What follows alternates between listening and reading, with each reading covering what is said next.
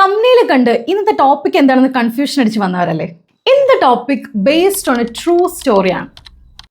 എല്ലാവർക്കും ഈ crime thriller ജോണറൊക്കെ ഇഷ്ടപ്പെടുന്നവരായിരിക്കും അല്ലേ? അങ്ങനെയാണെങ്കിൽ ഞാനൊരു കഥ പറയാം. 2017 ഇറങ്ങിയ അമേരിക്കൻ ഡോക്യുമെന്ററി ആയ മമ്മി ഡെഡ് ആൻഡ് ഡിയറസ്റ്റ്, അതുപോലെ 2019 ഇറങ്ങിയ ദ ആക്ട് എന്ന് പറഞ്ഞൊരു TV മൂവി സീരീസ്, ഇത് രണ്ടും based on a true story ആയിരുന്നു. ആരുടെ എന്നല്ലേ? ഡി ബ്ലാൻചാർഡ് ആൻഡ് ജിപ്സി റോസ് ബ്ലാൻചാർഡ് എന്ന് പറഞ്ഞ ഒരു അമ്മയുടെയും മോളുടെയും കഥ. ഡി അമ്മയാണ്, ജിപ്സിയാണ് മകൾ. ഈ ജിപ്സി തന്റെ കാമുകൻ നിക്കോളാസിനെ ഒരു വാടക കൊലയാളിയാക്കിയിട്ട് സ്വന്തം അമ്മയെ ക്രൂരമായി കൊലപ്പെടുത്തിയതിനു ശേഷം ഇവർ രണ്ടുപേരും ജയിലിൽ പോയി. ഒരു 10 years ഓഫ് ഇംപ്രിസൺമെന്റ് ജയിലിൽ കിടന്നിട്ട് അവരിപ്പോൾ റീസെന്റ് ഒരു 2023 പെറോളിൽ ഇറങ്ങി. എന്തിനായിരിക്കും ആ മകൾ സ്വന്തം കാമുകനെ കൊണ്ട് ആ അമ്മയെ കൊല്ലിച്ചത്? ആ അമ്മയ്ക്കൊരു അസുഖമായിരുന്നു, മോഞ്ചോസൺ പ്രോക്സി അല്ലെങ്കിൽ ഫാക്ടീഷ്യസ് ഡിസോർഡർ എന്ന് പറയുന്ന ഒരു അസുഖം. ഇപ്പം നിങ്ങൾക്ക് തോന്നും, മനസ്സാക്ഷിക്ക് നിരക്കാത്ത കാര്യമല്ലേ, സ്വന്തം അമ്മയെ, അതും ഒരു രോഗിയായ അമ്മയെ മകള് കൊല്ലിക്കുകയാണ്.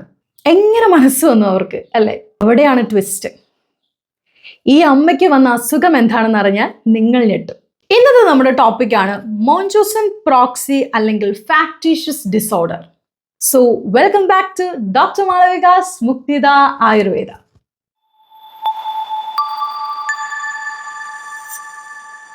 ബാക്കി കഥ പറയട്ടെ. അമ്മയുടെ അസുഖം കാരണം അനുഭവിച്ചത് മുഴുവൻ മകളാണ് കേട്ടോ. കുഞ്ഞ് ജനിച്ചൊരു 3 മാസമായപ്പോഴേ അമ്മ വിശ്വസിക്കാൻ തുടങ്ങി മോൾക്ക് എന്തൊക്കെയോ അസുഖങ്ങളുണ്ട്. ആദ്യം സ്ലീപ്പ് ആപ്നിയ, ഉറക്കത്തിൽ ശ്വാസം കിട്ടാത്തൊരു സിറ്റുവേഷൻ എന്ന് പറഞ്ഞാൽ ഹോസ്പിറ്റലിൽ കൊണ്ടുപോയി. അതിനുശേഷം മോൾക്ക് ക്യാൻസർ ആണെന്ന് അല്ലെങ്കിൽ ജനറ്റിക് ഡിസോർഡേഴ്സ് എന്തൊക്കെയോ പ്രശ്നങ്ങളുണ്ട്, ജന്മനാ എന്തൊക്കെയോ ബുദ്ധിമുട്ടുള്ള കുട്ടിയാണെന്ന് വിശ്വസിച്ചു. ആള് കീമോതെറാപ്പിയിലാണെന്ന് സ്വന്തമായിട്ട് കൺവിൻസ് ചെയ്യാൻ അല്ലെങ്കിൽ മോളെ കൺവിൻസ് ചെയ്യാൻ വേണ്ടിയിട്ട് ഇടയ്ക്കിടയ്ക്ക് മുടി മൊട്ടയടിച്ച് കൊടുത്തോണ്ടിരിക്കും. എന്നിട്ട് മോളോട് പറയും കീമോതെറാപ്പി ഇതാകുമ്പോൾ എന്തായാലും മുടി കൊഴിയും, അപ്പോൾ അതിന് മുന്നേ നമ്മൾ ക്ലീൻ ഷേവ് ചെയ്തിരിക്കുന്നതാണ് നല്ലത്. ആ മോളെ കാണാൻ കുറച്ച് ഹൈറ്റ് കുറഞ്ഞ് പല്ലൊക്കെ ഒന്നും അങ്ങനെ അറേഞ്ച്ഡ് ടീത്തൊന്നുമല്ല, ആളുടെ മുടിയൊക്കെ മൊട്ടയടിച്ച് എപ്പോഴും പുറത്ത് പോകുമ്പോൾ തന്നെ വിഗൊക്കെ യൂസ് ചെയ്താണ് മോള് പൊയ്ക്കൊണ്ടിരുന്നത്. പിന്നെ കാലിന് അരയ്ക്ക് താഴോട്ട് തളർന്നു പോയി, മസ്കുലർ ഡിസ്ട്രോഫി സംഭവിച്ചു എന്നൊക്കെ പറഞ്ഞ ആള് ഒരു 8 വയസ്സ് തൊട്ടേ വീൽ ചെയറിലാണ് പൊയ്ക്കൊണ്ടിരുന്നത്. എപ്പോഴും ഹോസ്പിറ്റലിൽ ഭയങ്കര ഒരു ക്രോണിക് അസുഖം ബാധിച്ചൊരു മോളായി മാറിയത്. ശരിക്കും പറഞ്ഞാൽ ഈ അസുഖമൊന്നും ഈ കുട്ടിക്കില്ലായിരുന്നു. അത് അമ്മയുടെ ഒരു തോന്നലായിരുന്നു, അല്ലെങ്കിൽ അമ്മയുടെ ഉള്ളിലുള്ളൊരു മാനസിക പ്രശ്നമായിരുന്നു ഈ കുഞ്ഞിൻ്റെ ജീവിതം പയ്യെ നശിച്ചുകൊണ്ടിരിക്കാൻ കാരണമായത്. ആ കുട്ടീനെ സ്കൂളിൽ പോലും വിടാതെയായി. ഇത്രയും ക്രോണിക് ആയിട്ടുള്ള ഒരു അസുഖമുള്ള ഒരു കുട്ടി സ്കൂളിൽ പഠിക്കാൻ പറ്റാത്തതുകൊണ്ട് ഈ അമ്മ തന്നെയായിരുന്നു പഠിപ്പീര് മുഴുവനും.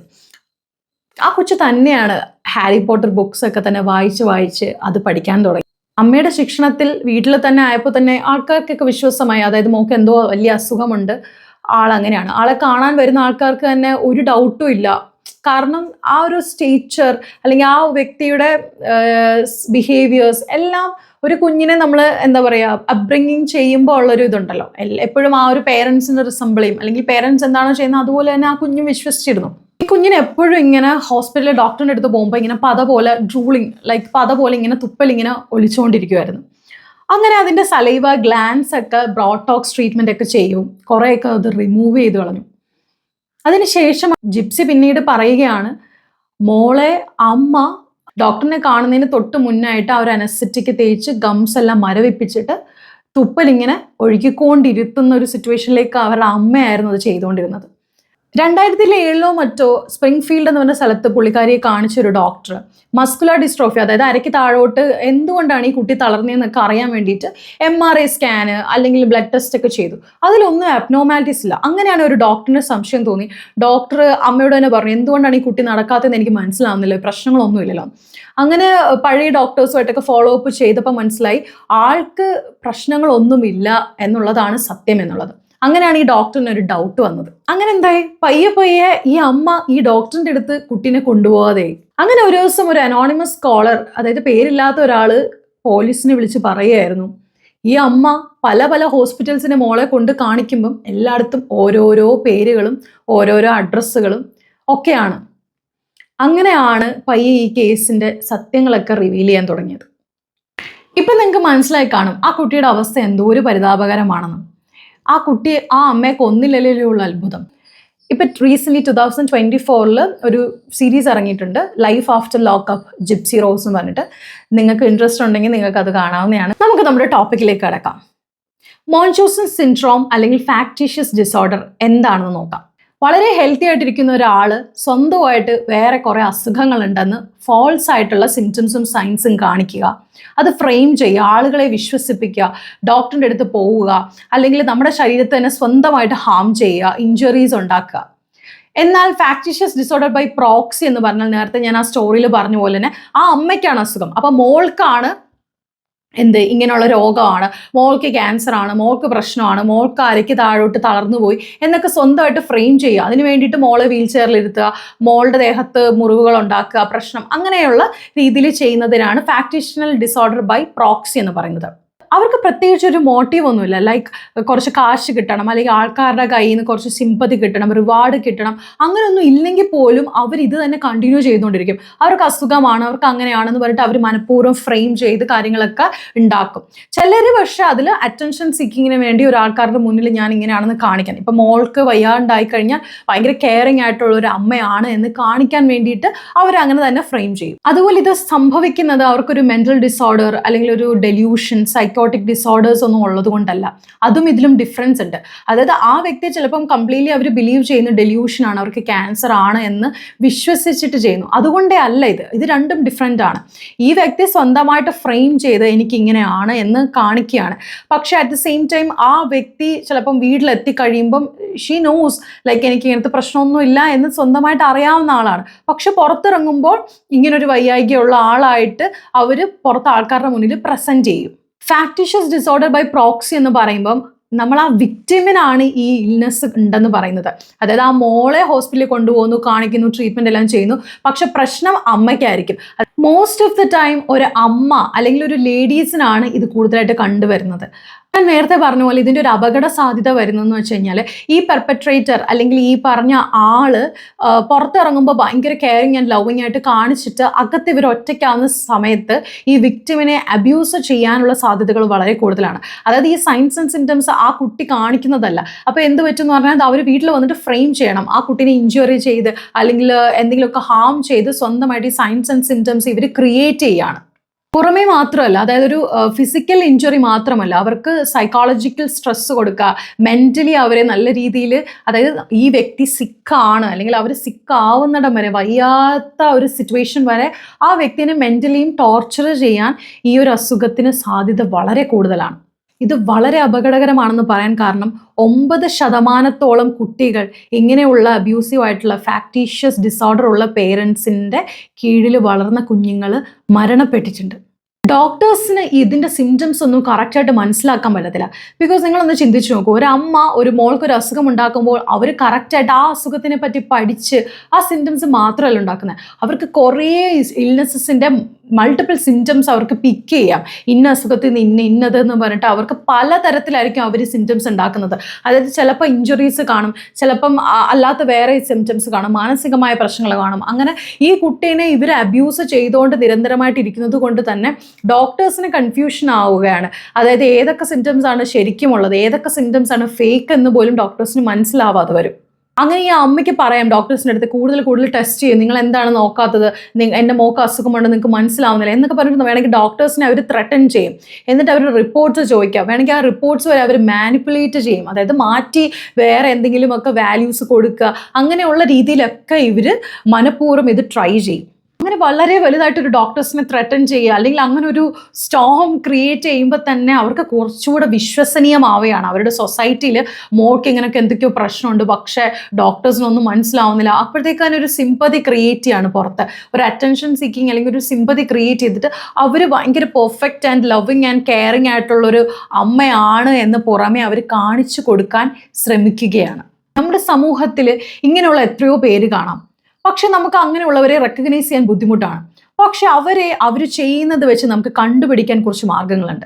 ഒന്നാമതായിട്ട് ഈ ഒരു കുട്ടിക്ക് ഒരു ഷോർട്ട് പീരീഡ് ഓഫ് ടൈമിൽ കുറേ അധികം അസുഖങ്ങളുടെ സിംറ്റംസ് ഒരുമിച്ച് കാണിക്കുകയാണ് എന്നുണ്ടെങ്കിൽ നമുക്ക് അവിടെ ഒരു ഡൗട്ടിന് സാധ്യതയുണ്ട്.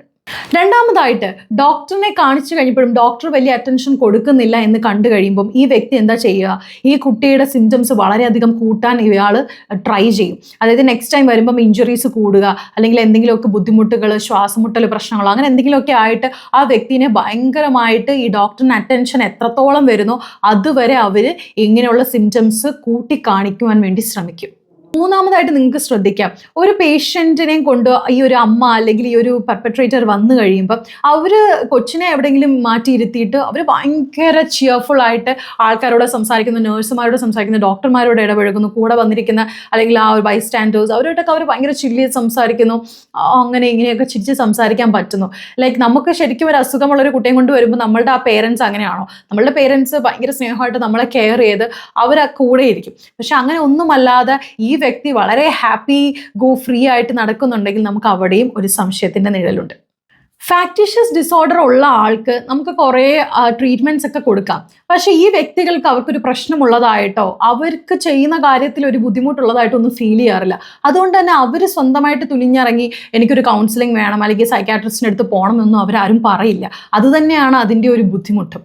റിസർച്ചുകൾ കാണിക്കുന്നതെന്ന് പറഞ്ഞാൽ ഈ ഫാക്ടീഷ്യസ് ഡിസോർഡർ ബൈ പ്രോക്സി ഉള്ള ആൾ അല്ലെങ്കിൽ ഇങ്ങനെയുള്ള അമ്മമാർക്ക് ഒന്നെങ്കിൽ ഭർത്താവുമായിട്ട് എന്തെങ്കിലും അകൽച്ച, എന്തെങ്കിലും പ്രശ്നങ്ങൾ, ഡിവോഴ്സ് ആവുക, അല്ലെങ്കിൽ പണ്ട് എന്തെങ്കിലും ഒരു ഫിസിക്കൽ അബ്യൂസ് കിട്ടിയിട്ടുള്ള ചൈൽഡ്ഹുഡ് ട്രോമ അങ്ങനെ എന്തെങ്കിലുമൊക്കെ സംഭവിച്ച വ്യക്തികളാവാം. അതുകൊണ്ട് തന്നെ അവർ ചിലപ്പോൾ അവരുടെ ഫാമിലിനെ തിരിച്ചു കൊണ്ടുവരാൻ അല്ലെങ്കിൽ ഡിവോഴ്സ് ആയി പോയ ഹസ്ബൻഡിനെ തിരിച്ചു കൊണ്ടുവരാൻ വേണ്ടിയിട്ട് കുഞ്ഞിന് എന്തെങ്കിലും പ്രശ്നങ്ങൾ ക്രിയേറ്റ് ചെയ്യുക, കൊച്ചിനെ ഹാം ചെയ്യുകയൊക്കെ ചെയ്യുമ്പോൾ ഓഫ് കോഴ്സ് ഈ പോയ ഭർത്താവായാലും തിരിച്ചു വരും, അല്ലെങ്കിൽ അവരുടെ ഫാമിലി പിന്നെയും റീജോയിൻ ആവും. അങ്ങനെയൊക്കെ ഉള്ളൊരു ചിന്തകളിൽ നിന്നും അവരിങ്ങനെയൊക്കെ കാണിച്ചേക്കാം.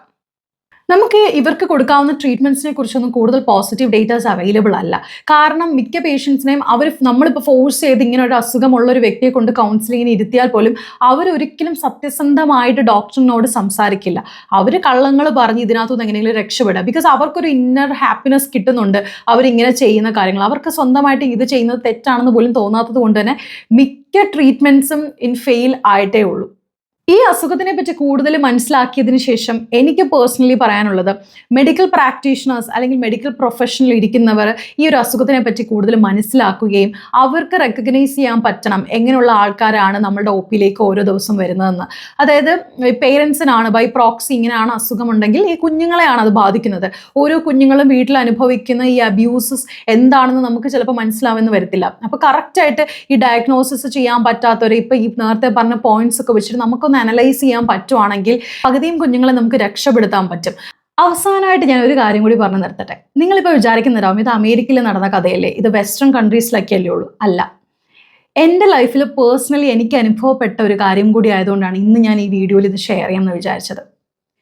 എൻ്റെ ബെസ്റ്റ് ഫ്രണ്ട് ആയിരുന്ന ഒരാൾക്ക് ഈ ഫാക്ടീഷ്യസ് ഡിസോർഡർ ഉണ്ടായിരുന്നു. ആൾ സ്വയമേ അസുഖമുള്ളതായിട്ടും സ്വന്തമായിട്ട് ഹാം ചെയ്ത് ഇഞ്ചുറി ചെയ്യുകയും ബ്ലഡ് റിപ്പോർട്ട്സ് ഒക്കെ മാനിപ്പുലേറ്റ് ചെയ്ത് സ്വന്തമായിട്ട് അസുഖമുണ്ടെന്ന് ക്രിയേറ്റ് ചെയ്തിട്ടുണ്ട്. ഫിസിക്കലി അല്ലെങ്കിൽ പോലും മെൻ്റലി ഒത്തിരി അധികം സഫർ ചെയ്ത ആളാണ് ഞാൻ മാത്രമല്ല എൻ്റെ കൂടെയുള്ള വേറെ കുറേ ഫ്രണ്ട്സിനും അങ്ങനെയുള്ളൊരു എക്സ്പീരിയൻസ് ഉണ്ടായിട്ടുണ്ട്.